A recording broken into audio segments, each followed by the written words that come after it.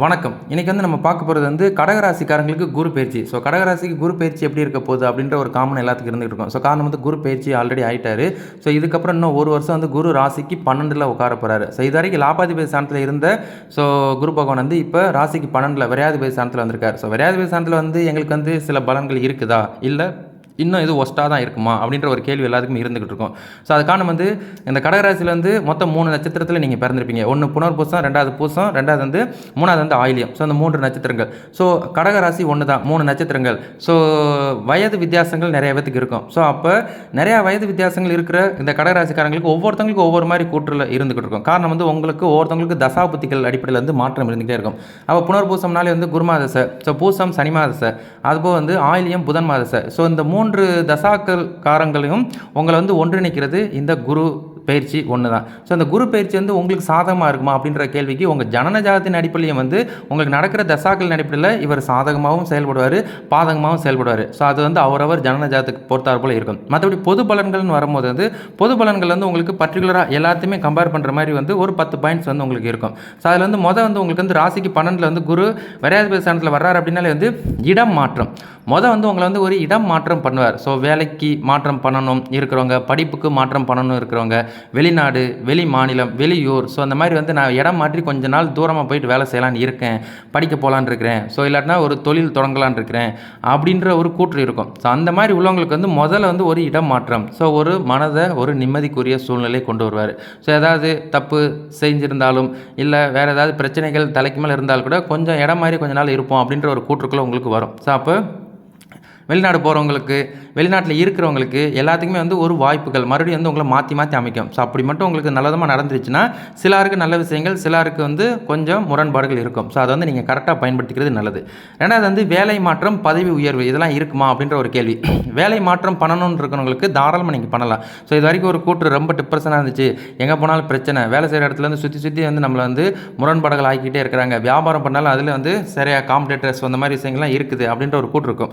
உங்களுக்கு ஒரு இடம் மாற்றத்தை உங்களுக்கு ஏற்படுத்துவார். அப்போ வேலை மாற்றமாக இருக்கட்டும், இல்லை நீங்கள் வேலை செஞ்சுட்டு இருக்க இடத்துல இருந்து பதவி உயர்வு பெற்று வேறு ஏதாவது சைட்டை போய் மேனேஜ் பண்ணுறதுக்குரிய விஷயங்களாக இருக்கட்டும், அதெல்லாம் உங்களுக்கு ஏற்படுத்துவார். அப்போ இதெல்லாம் பாசிட்டிவான்னு கேட்டால் இதில் நமக்கு ஒரு நெகட்டிவாக இருக்கும், ஒரு பாசிட்டிவாக இருக்கும். என்ன அப்படின்னா நமக்கு இந்த இடத்த விட்டு போகிறோமே அப்படின்ற ஒரு கவலை இருக்கும். புது இடத்துக்கு போகிறோமே அப்படின்ற இன்னொரு ஒரு சந்தோஷம் இருக்கும். பட் எங்கே போனாலும் உங்களுக்கு ஒரு நல்ல விஷயங்கள் உங்களுக்கு 50%, கெட்ட விஷயங்கள் ஒரு 50% மைல்டாக இருக்கும் அப்படின்றத நினைவில் வச்சுக்கோங்க. சரிங்களா?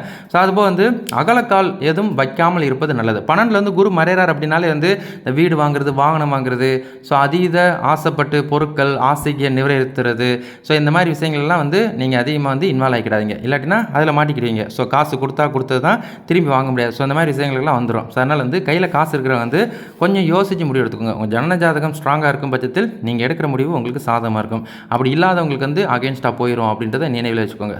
மற்றபடி கடன் தான் ஹெவியாக இருக்குது, கடன்லாம் அடைச்சிருவேண்ணா அப்படின்ற ஒரு கேள்வி. இல்லைன்னா நான் ஏற்கனவே காசு கொடுத்துருந்தேன், அந்த காசெல்லாம் எனக்கு வருமா, பழைய பாக்கியெல்லாம் அப்படின்ற ஒரு கூற்று இருக்கிறவங்களுக்கு இந்த 12ல் குரு உங்களுக்கு வந்திருக்கிறதுனால ஒரு கடன் சார்ந்த விஷயங்கள், அனாமத்தமான பணம் வருது அப்படின்னா அந்த அனாமத்தமான பணத்தை அதிகப்படியான கழுத்தை நெருக்கிற கடன்லாம் செட்டில் பண்ணிடுங்க. ஃபஸ்ட்டு செட்டில் பண்ணிவிட்டு அடுத்த வேலையை நீங்கள் பார்க்கறதுக்குரிய விஷயங்கள் போயிருங்க.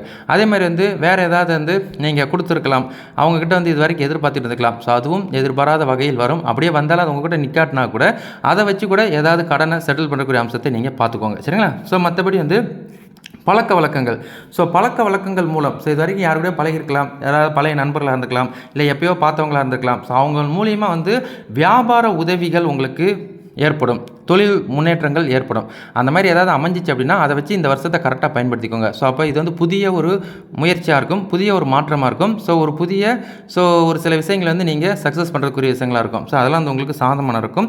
அது ஏதாவது அமைஞ்சிச்சுன்னா கவனமாக நீங்கள் அதை ஃபாலோ பண்ணிக்கோங்க. மற்றபடி படிக்கிற பசங்களுக்கு படிப்பில் முற்றிலும் கவனம். ஏன்னா ராசிக்கு 12ல் குரு மறைகிறாரு. 12ல் குரு மறைகிறாருனாலே ஒரு வருஷம் நல்லா படிச்சுட்டு இருந்த பசங்க கொஞ்சம் சுமாராகிற நிலைமை வரும். சுமாராக இருக்கிறவங்க இன்னும் சுமாராகிற மாதிரி போகும். அதனால் படிப்பில் கான்சன்ட்ரேஷன் அதிகமாக இருக்கணும். மோஸ்ட்லி மனப்பாடம் பண்ணாதீங்க, புரிஞ்சு படிங்க. அது மைண்டில் நிற்கும். எக்ஸாம் எழுதும் போது பர்ஃபெக்டாக எழுத ஆரம்பிச்சிடுவீங்க. சரிங்களா? அதுபோல் வெளிநாடு போய் படிக்கணும்னு நினைக்கிறவங்க, வெளிநாட்டில் போய் படிக்கணும்னு நினைக்கிறவங்க, அதுபோக இன்னும் ஹையர் ஸ்டடி படிக்கணும்னு நினைக்கிறவங்களாம் வாய்ப்புகள் இருக்குது. அதெல்லாம் கரெக்டாக பயன்படுத்திக்கோங்க. சரிங்களா? மற்றபடி உழைப்புக்கேற்ப வருமானம். உழைப்பு நான் எப்படின்னா வேலை செய்கிறேன், ஒன்றும் உருப்படி இல்லை ஏதோ அப்படின்ற மாதிரி இருந்தீங்கன்னா கதைக்காகாது. இப்போ எப்படின்னா நீங்கள் வந்து அதீதமான ஹார்ட் ஒர்க் போட்டிங்க அப்படின்னா உங்கள் உழைப்புக்கேற்ற மாதிரி ஸோ 10,00,000 எடுக்கிறவன் 10,000 எடுக்கிறவன் 5,00,000 எடுக்கிறவன் ஸோ இந்த மாதிரிலாம் இருக்கும்ல, உங்களுக்குலாம் வந்து உங்கள் உழைப்புக்கேற்ற மாதிரி வந்து வருமானம் இருக்கும் அப்படின்றத நினைவில் வச்சுக்கோங்க. சரிங்களா?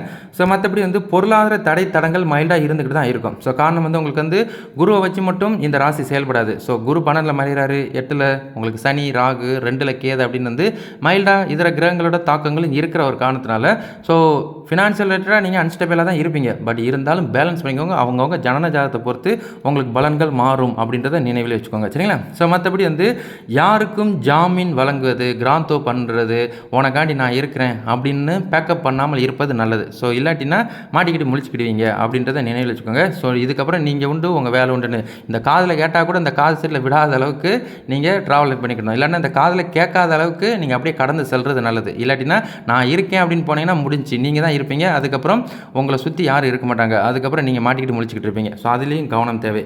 அதுபோக வந்து வாகனங்கள் ஸோ வாகன பயணங்கள்லாம் கவனமாக இருந்துக்கோங்க. ஸோ ஏன் அப்படின்னா ஸோ ஏதாவது தவறுதலாக நடக்காத அளவுக்கு கவனமாக எல்லாத்துலேயும் போயிட்டு வந்துக்கோங்க. ஸோ எதையும் வந்து நம்ம தவறுதலாக இது பண்ணிக்கிட வேண்டாம். மற்றபடி வந்து அடுத்த ஒரு வருஷத்துக்கு வந்து குரு வந்து உங்களுக்கு சாதகமாக இருக்காருன்னு கேட்டால் குரு நின்ற பலன்கள் சொல்லிக்கிற அளவுக்கு இல்லை. ஸோ விரையாதிபதி ஸ்தானத்தில் நிற்கிறது தேவையில்லாத வீண் விரைய செலவுகளை இழுத்து வச்சிருவார். ஸோ அதனால் கணவன் மனைவியாக இருக்கட்டும், ஸோ குடும்ப வாழ்க்கையில் இருக்கிறவங்களா இருக்கட்டும், ஸோ புதிய குடும்பம் ஆரம்பிச்சவங்களா இருக்கட்டும், ரிலேஷன்ஷிப் இருக்கிறவங்களா இருக்கட்டும், நீங்கள்லாம் வந்து கவனமாக எல்லாத்தையும் ஹேண்டில் பண்ணிக்கோங்க. பண விஷயங்களில் எல்லாத்துலேயும் கவனம். இல்லாட்டினா பணம் சண்டை சச்சரவுக்குள்ளே கொண்டு வந்துடுறோம். அதனால் பொறுமையாக இருக்கிறத வச்சு கரெக்டாக அந்த வாழ்க்கையை நடத்தக்கூடிய விஷயங்களை ஃபாலோ பண்ணிக்கோங்க. அப்போ குரு பார்வையில் பலன்கள் மாறும். ஸோ அப்போ இப்போ வந்து இதோட முடிச்சுக்கிடுவோம். அதுக்கப்புறம் பார்ட் 2 அது பார்ட் 2ல் 2வது வீடியோக்கு வருவோம். அது குரு பார்வையில் வந்து குரு என்னென்ன பண்ண போகிறாரு, குரு யார் யாரை பார்க்க போகிறாரு, அதனால் ஏதாவது பெனிஃபிட்ஸ் இருக்குதா அப்படின்ற பலன்களும் உங்களுக்கு மாற்றம் இருக்குது. அது பார்ட் 2ல் வருவோம். ஸோ இப்போ வந்து உங்களுக்கு வந்து இந்த வயசு வித்தியாசங்கள் வந்து இந்த குரு பயிற்சி உங்களுக்கு நல்லா இருக்குமா அப்படின்ற ஒரு கேள்வி இருந்துகிட்டே இருக்கும். ஸோ அப்போ இதில் நீங்கள் புனர்பூச நட்சத்திரத்தில் பிறந்திருக்கீங்க அப்படின்னாலே வந்து ஸோ புனர்பூசத்தில் வந்து உங்களுக்கு வந்து வந்து குரு தான் திசையை ஸ்டார்ட் பண்ணார். ஸோ 4ஆம் பாதத்தில் தான் குரு வந்து இருப்பீங்க.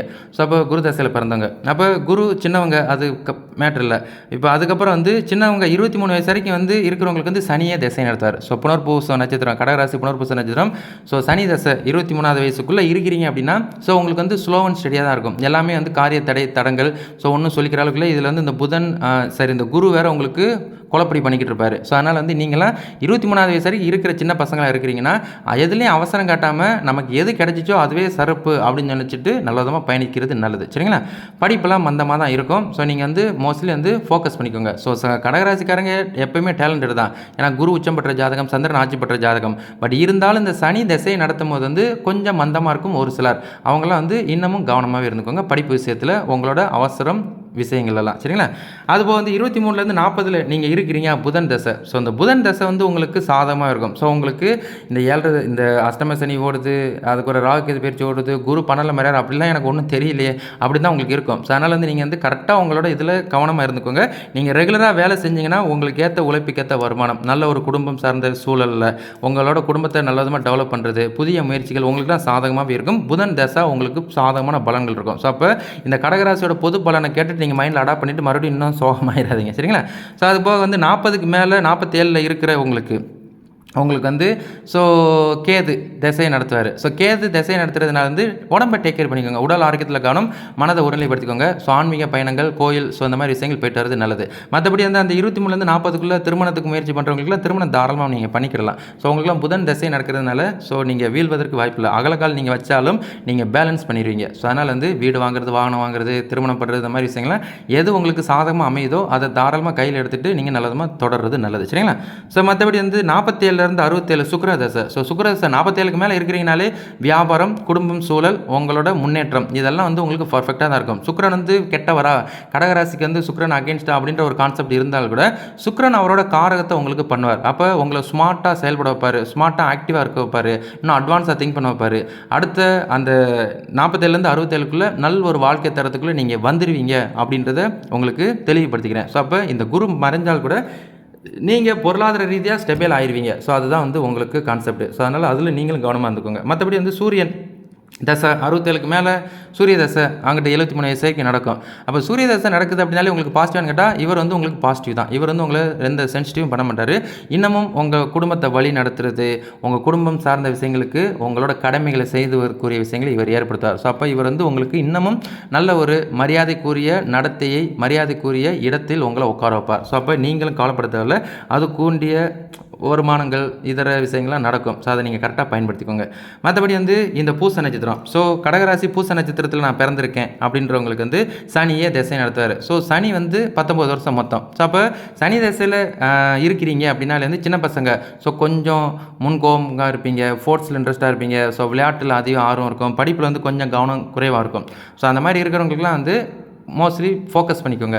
மற்றபடி அதையும் மீறி நல்லா படித்து அச்சீவ் பண்ணிங்களான்னு கேட்டால், ஸோ ஒரே ஃபோர்ஸாக இருக்கிறவங்களுக்கு வந்து கண்டிப்பாக அச்சீவ் பண்ணுவீங்க. ஸோ அதனால் உங்களுக்கு ஒரு பாசிட்டிவ் தான். ஸோ அப்போ நீங்களும் 19 வயசுக்கு மேலே இருக்கிறீங்கனாலே வந்து 36க்குள்ளே வந்து நல்ல ஒரு வாழ்க்கை தரத்துக்குள்ளே வருவீங்க. நல்லா படிச்சிருந்தீங்கன்னா நல்ல வேலை, ஸோ நல்ல சம்பளம், நல்ல ஒரு திருமண வாழ்க்கைக்கு புகுறது, புதிய வீடு வாங்குறது, ஸோ நல்ல ஒரு வாழ்க்கை தரத்தை நீங்களும் அனுபவிப்பீங்க. ஏன் அப்படின்னா உங்களுக்கு இந்த கோச்சார பலன்கள் வந்து உங்களுக்கு ஒத்துழைக்காட்டினால் கூட உங்களோட தசா வந்து உங்களுக்கு ஒத்துழைக்கும். ஸோ அப்போ 19லேருந்து 36 அந்த இதுக்குள்ளே இருக்கிறவங்களுக்கு வந்து நல்ல ஒரு வாழ்க்கையும் இருக்கும். அதை கரெக்டாக வீணாக்காமல் இருந்துட்டிங்கன்னா உங்களுக்கும் நீங்களும் நல்ல ஒரு வாழ்க்கையில் இருப்பீங்க அப்படின்றத நினைவில் வச்சுக்கோங்க.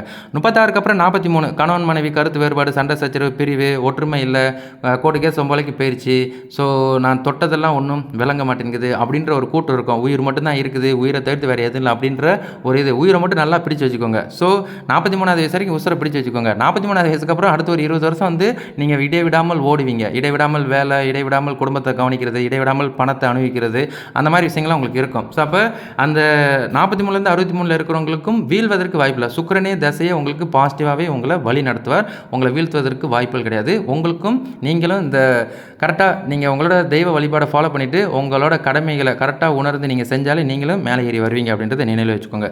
ஸோ மற்றபடி வந்து 63க்கு மேலே 69 சூரிய தசைக்காரங்களுக்கும் வீழ்வதற்கு வாய்ப்பு இல்லை. அடுத்து வந்து சந்திர தசை 63லேருந்து 79க்குள்ளே இருக்கிறவங்களுக்கு வந்து உடம்பை டேக்கர் பண்ணிக்கோங்க. உங்களுக்குரிய பேர், புகழ், மரியாதை, நீங்கள் எக்ஸ்பெக்ட் பண்ணுற விஷயங்கள்லாம் மைல்டாக உங்களுக்கு நடக்கும். இவங்க 2 பேரும் உங்களை வீழ்த்துவதற்கு வாய்ப்பு இல்லை. இவங்க 2 பேரும் உங்களை ஸ்டெடியாக மேலே ஏற்றுவாங்க. ஸோ நீங்களும் பாசிட்டிவ் தான். இந்த இடப்பட்டில் இந்த சனி தசையில் மாட்டிக்கிட்டு இருக்கிறவங்களும் கேது தசையில் மாட்டிக்கிட்டு இருக்கிறவங்களுக்கு தான் என்ன வாழ்க்கை, இது என்ன ஜோசியம், இது என்ன அப்படின்ற மாதிரி வந்துடும். ஸோ மற்ற தசாக்களில் இருக்கிறவங்கள நீங்கள் பேலன்ஸ் பண்ணிடுவீங்க அப்படின்றத நினைவில் வச்சுக்கோங்க. மற்றபடி வந்து இந்த ஆயில்ய நட்சத்திரம், ஸோ ஆயில்யம் புதன் மாதசக்காரங்க. ஸோ புதன் மாதசக்காரங்க அப்படின்னு வரும்போது வந்து புதன் வந்து 17 வருஷம். ஸோ உங்களுக்கு வந்து 17 வயசு வரைக்கும் இருக்கிறீங்க அப்படின்னாலே வந்து உங்களுக்கும் படிப்பு ஸோ கெட்டி தான். ஸோ நல்லா படிச்சிருக்கீங்க, நல்லா படிப்பீங்க, இன்னமும் நீங்கள் ஸ்கோர் பண்ணுவீங்க அப்படின்றத நினைவில் வச்சுக்கோங்க. ஸோ அப்போ 17லேருந்து 24 அப்படிங்கும்போது வந்து எல்லாத்துலேயும் கவனம், வண்டி வாகனம்லாம் நீங்களும் கவனமாக இருந்துக்கோங்க. அகலக்கால் வைக்கிறது, அவசரப்பட்டு முடிவுகள் எடுக்கிறது, ரிலேஷன்ஷிப்பில் பிரச்சனை, காதல் வாழ்க்கையில் பிரச்சனை, திருமணம் பண்ணிட்டா குடும்ப வாழ்க்கையில் பிரச்சனை, ஸோ பிள்ளைகளை ஹேண்டில் பண்ணுறது வந்து ரஃபாக இதெல்லாம் இருக்கும். ஸோ அதனால் மனதை ஒருநிலைப்படுத்திக்கோங்க. தேவையில்லாத போட்டு குழப்பிக்கிட்டு ஸோ உங்களே வந்து டிகுவாலிஃபிகேஷன் பண்ணிக்கிறாங்க. 24 வரைக்கும் தான் உங்களுக்கு பிரச்சனை. 24க்கு மேலே 44க்குள்ளே இருக்கிறவங்களுக்கு வந்து இந்த கடகராசிக்காரங்களுக்கும் சுக்கிரன் வந்து உங்களை வீழ்த்துவதற்கு வாய்ப்பு கிடையாது. சுக்கிரனோட காரகமே என்ன அப்படின்னா உங்களை அப்டேட் பண்ணுவார். நீங்கள் வந்து ஆக்டிவாக நீங்கள் உழைக்க ஆரம்பிச்சிட்டிங்க, நீங்கள் ஒரு உருத்தை பிடிக்க ஆரம்பிச்சிட்டிங்கன்னா கண்டிப்பாக மேலே ஏறி வருவீங்க. உங்களுக்கும் இந்த குரு 12ல் மறைந்தாலும், இந்த ராகு கேது பயிற்சி ஓடிக்கிட்டு இருந்தாலும், சனி பயிற்சியை நடத்தினாலும் நீங்கள் வந்து ஒரு சில வாய்ப்புகளில் மேலே ஏறி வருவீங்க. உங்களுக்கு உரிய பாதைகளை இந்த சுக்கிரன் ஏற்படுத்துவார். ஸோ அதனால் நீங்களும் கரெக்டாக பயன்படுத்திக்கோங்க. 44லேருந்து 50 சூரிய தசை, அப்போ 50லேருந்து 60 சந்திர தசை. இந்த தசாகாரங்களுக்கும் வந்து உங்களுக்கும் ஒரு இது தான், ஏதாவது ஒரு நாட்டு வாய்ப்பு கிடைக்குதா அந்த கான்செப்ட் தான். வாய்ப்பு கிடைச்சிச்சுன்னா நீங்களும் அச்சீவ் பண்ணிடுறீங்க. ஸோ இந்த வாய்ப்பு உங்களுக்கு இருக்குமான்னு கேட்டால் சூரிய தசை சந்திர தசை வாய்ப்புகளை உங்களுக்கு ஏற்படுத்துவாங்க. காரணம் சந்திரன் ராசியோட அதிபதி, வீழ்த்துவதற்கு வாய்ப்பு இல்லை. வளர்பிறை 15 நாள், அந்த 15 நாள் கரெக்டாக பயன்படுத்திக்கோங்க. தேய்பிறை 15 நாளில் கொஞ்சம் ஸ்லோ அண்ட் ஸ்டடியாக இருந்துக்கோங்க. வளர்பிறை 15 நாள் மறுபடியும் பயன்படுத்திக்கோங்க, மேலே ஏறி வந்துடுவீங்க. ஸோ நீங்கள் எப்படின்னா மோட்ரேட்டாக இருக்கணும். ஸோ அப்படியே ஃபிக்ஸ்டாக வந்து குதிரை மாதிரி போய்கிட்டே இருக்கக்கூடாது. அது மாதிரி போனீங்கன்னா மாட்டிக்கிட்டீங்க. ஸோ இங்கே வந்து எல்லாத்தையும் சுற்றி பார்த்துட்டு ஓகே இதை நம்ம பார்த்துக்கலாம் அப்படின்னா சூரிய தசை உங்களை மேலே ஏற்றுவார். அந்த சூரிய தசையில் அச்சீவ் பண்ணிங்கன்னா சந்திர தசையில் அப்படியே ட்ராவல் பண்ணலாம். ஸோ கடன் அடைப்பனா அப்படின்னா அடைச்சிருவீங்க. அதுக்கப்புறம் வந்து வீடு வாங்கினாங்கிட்ட வீடு வாங்கிடுவீங்க. ஸோ வாகனம் சார்ந்த விஷயங்கள், பிள்ளைங்களுக்கு திருமணம், ஸோ இந்த மாதிரி விஷயங்களை கண்டிப்பாக பண்ணுவீங்க அப்படின்றத தெளிவுபடுத்திக்கிறேன். 60க்கு அப்புறம் 67 செவ்வாய் திசை நடத்துவார். இப்போ செவ்வாய் நடத்துகிறார் அப்படின்னோடனே செவ்வாய் வந்து இதில் வந்து நீசம் பெற்றவர் அந்த கடகராசிக்காரங்களில். அப்போ உங்களுக்கு மந்தமாக சுலோன்னு ஸ்டடியாக தான் இருக்கும். எங்கேயாவது போய் மாட்டிக்கிட்டு முழிக்கிறது, அவசரப்பட்டு செஞ்ச விஷயங்களில் கீழே கிடக்கிறது, இந்த மாதிரிலாம் இருக்கும். ஸோ நீங்களும் வந்து கொஞ்சம் கவனம் தேவை. ஸோ ஹெல்த்தை டேக் கேர் பண்ணிக்கோங்க. ஸோ நம்பிக்கை துரோகத்துக்கு ஆளாயிராதீங்க. ஸோ ஜாமீன் கொடுக்கறதுக்கு முன்னே போயிடாதீங்க. அது இல்லாட்டினா நீங்களும் கொஞ்சம் மென்டல் ஸ்ட்ரெஸ்ஸில் இருந்துட்டு தான் இருப்பீங்க. மற்றபடி மற்றவங்களுக்குலாம் வந்து வாய்ப்புகள் ஓகேவா அப்படின்னு கேட்டால், உங்களுக்கு வந்து கெட்டவர்கள் தசாபுத்தி நடத்தாமல் மட்டும் இருந்தாங்க அப்படின்னா உங்களுக்கு பாசிட்டிவாகவே இருக்கும். இவ்வளோதான். இதை பற்றி நம்ம போட்டு ரொம்ப அலச வேண்டாம். ஸோ இதுக்கப்புறம் வந்து உங்களுக்கு வந்து உங்கள் ஜனன ஜாதகம் எப்படி இருக்குது, ஜனன ஜாதகத்தில் உங்களுக்கு நடக்கிற புத்திகள் பொறுத்து உங்களுக்கு பலன்கள் பர்ஃபெக்டாக இருக்கும், இல்லைன்னா அன்பர்ஃபெக்டாக இருக்கும். அதன்படி நீங்கள் வழி நடத்திக்கோங்க. உங்கள் ஜனன ஜாதகத்திலையும் கிரக நிலைகள் எப்படி இருக்குன்றதை பொறுத்து அதன்படி நீங்கள் செயலாக்கலாம். மற்றபடி வந்து உங்களுக்கு இப்போ குரு பயிற்சி உங்களுக்கு சாதகமாக அப்படின்னு பார்த்தோம்னா, குரு வந்து உங்களுக்கு வந்து பாதகமாக தான் இருக்கார். பட் வந்து ஜனன ஜாதகத்தில் நான் சொன்ன மாதிரி மட்டும் இருந்துச்சு அப்படின்னா நீங்கள் பேலன்ஸ் பண்ணிக்கிடுவீங்க. சரிங்களா? ஸோ மற்றபடி வந்து இதுக்கப்புறம் குரு பார்வை பலன்களுக்கு ஒரு வீடியோ போடுவோம். அதுபோல் வந்து சனி பயிற்சி, குரு பயிற்சி, ராகு கேது பயிற்சி சேர்த்து வச்சு கடகராசிக்கு எப்படி இருக்குதுன்றது அப்புறம் ஒரு வீடியோ வரும். அதையும் பாருங்கள். அதுக்கப்புறம் ஒரு முடிவு எடுத்துக்கோங்க. அது போக வந்து உங்கள் ஜனன ஜாதகம் ஸ்ட்ராங்காக இருந்துச்சுன்னா நீங்கள் வந்து ஜோசியம் பக்கமே வர தேவையில்லை. நீங்கள் பாட்டுக்கு உங்கள் வேலையை பார்த்துக்கிட்டே இருப்பீங்க. சரிங்களா?